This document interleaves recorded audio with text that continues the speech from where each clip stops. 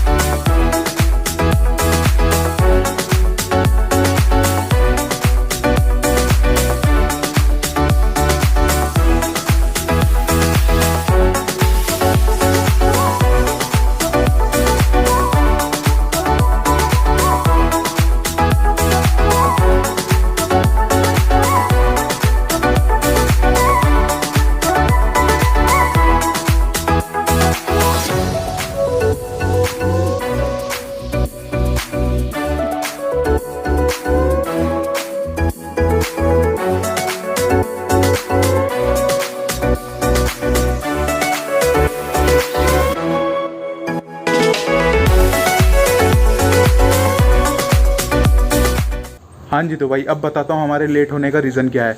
हमारे लेट होने का रीज़न ये है कि भाई मैंने जो 2-4 गाड़ियाँ शॉर्ट लिस्ट करके रखी हुई थी उनमें सबसे पहले जिसको हमें देखने जाना था वो थी हुंडई की वेन्यू भाई जिसकी थी, उसने हमें मतलब लाइव लोकेशन अपनी शेयर करके रखी हुई थी और उसने हमसे ये बोला हुआ था कि मैं देहरादून में रहता हूँ।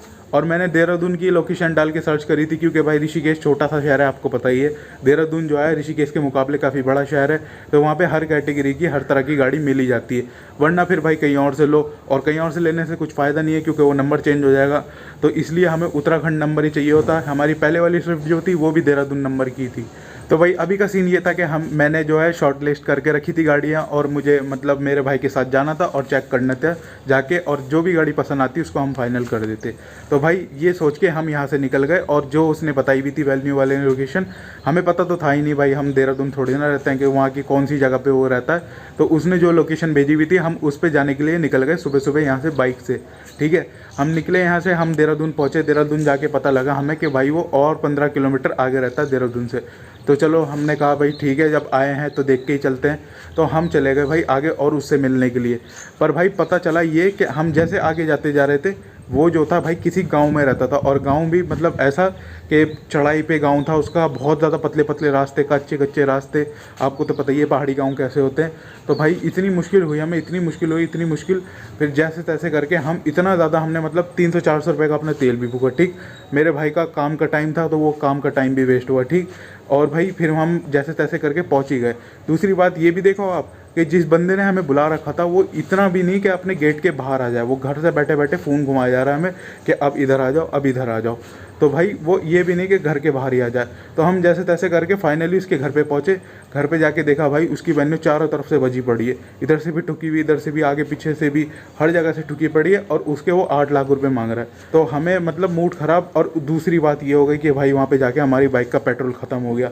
तो भाई और पेट्रोल पंप भी नहीं, आपको बताऊं मैं, जैसे मैंने आपको बताया गांव था वो एक, वो भी पहाड़ का, और भाई चढ़ाई है। तो वहाँ पे जाते जाते हमारा पेट्रोल ख़त्म हो गया क्योंकि चढ़ाई पे चढ़ते वक्त एक्स्ट्रा तेल पी लेती है बाइक, या कोई भी गाड़ी होती है वो एक्स्ट्रा ही तेल पी लेती है। तो हमारा तेल भी ख़त्म, अब वहाँ पे पेट्रोल पंप भी नहीं, हमारी मुसीबत भी बढ़ गई।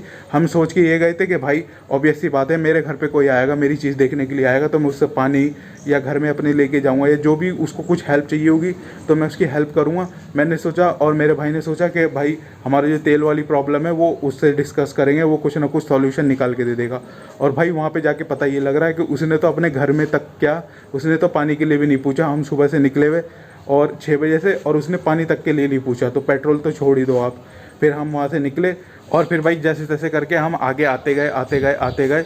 और आगे कैसे आए हम, क्योंकि भाई वो चढ़ाई के मतलब इलाका था, मैंने आपको बताया। हम इधर से जाते वक्त चढ़े थे, तो हमने भाई उधर से बाइक पे थे ना, क्योंकि हमने इंजन बंद कर दिया और ढाल के सारे ऐसी बंद बाइक को लेके आए हम बड़ी मुश्किल से, जैसे तैसे करके हल्के हल्के चलाते चलाते किसी ना किसी तरीके से भाई गूगल पे डाल के जो सबसे करीब वाला पेट्रोल पंप था वहाँ पहुँचे। और पेट्रोल पंप पे जाके हमने फिर पेट्रोल डलवाया अपनी बाइक में।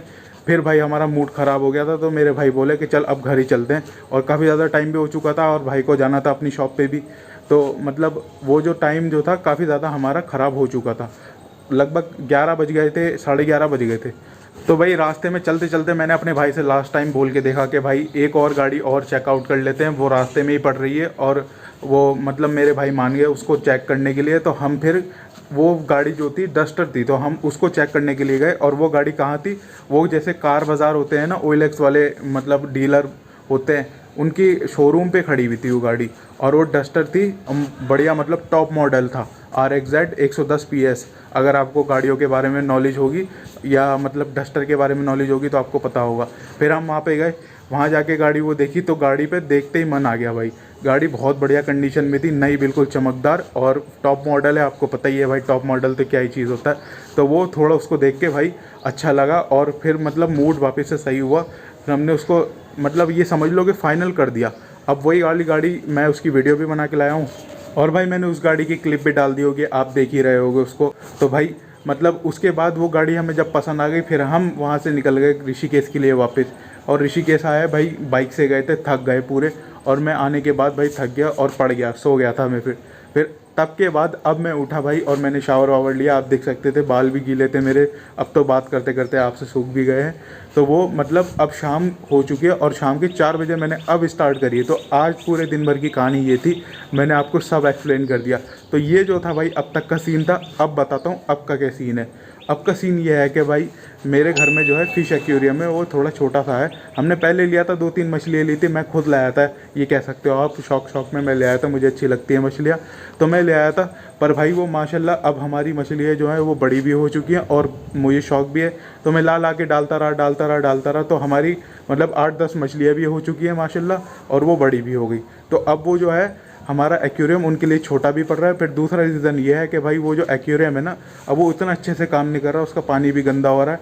तो भाई वो इतने अच्छे से पानी को क्लियर भी नहीं कर पा रहा। तो अब ये सीन है कि भाई मैंने अपने भाई से बात करी है, और भाई ने ये बोला है कि चलो दूसरा बड़ा एक्वेरियम लेके आते हैं और फिर उसमें अपनी मछलियों को डालेंगे। तो आज का सीन यही है कि आज हम जा रहे हैं एक्वेरियम ख़रीदने के लिए, और एक्वेरियम लेते हैं, और फिर आपसे मिलता हूँ आके। क्योंकि भाई मैं पकड़ के बैठूँगा, मेरे भाई गाड़ी चलाएँगे, मतलब बाइक से जाएँगे ना, कार तो है नहीं अभी फ़िलहाल हमारे पास, तो बाइक से जाएंगे, और मेरे भाई बाइक चलाएंगे या स्कूटी जो भी होगा वो चलाएंगे, मैं पकड़ के बैठूंगा। और मैं पकड़ के बैठूंगा तो व्लॉगिंग कहाँ से ही कर पाऊंगा, इसलिए फिर घर आके आपको डायरेक्ट देखने को मिलेगा। और फिर उसको सेटअप करेंगे, उसमें पानी वानी भरेंगे, मछलियों को ट्रांसफ़र करेंगे उसके अंदर।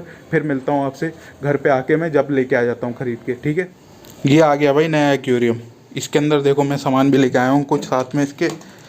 ये तो इसके साथ मिला, इसका फ़िल्टर है, और ये इसका पत्थर का पैकेट है। और ये मैं फ़िश के लिए एक वो लेके आया हूँ, इससे मतलब नेट से आसानी हो जाती है फ़िश को पकड़ने के लिए। मुझे थोड़ा अजीब सा लगता है हाथ में पकड़ते हुए मछलियों को, तो मैं ये ले आया, इससे सही हो जाता है, एकदम पकड़ में आ जाती है मछली। और ये हमारा पुराना वाला एक्वेरियम है, इसका पानी भी देखो कितना गंदा हो चुका है। तो जल्दी से फटाफट से मैं इसको ट्रांसफ़र करता हूँ और फिर मिलता हूँ आपसे।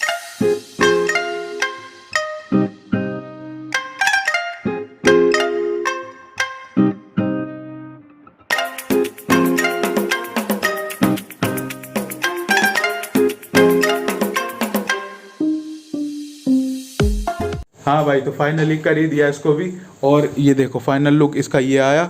और इसको करते करते मुझे लगभग 7-10 हो चुके हैं भाई।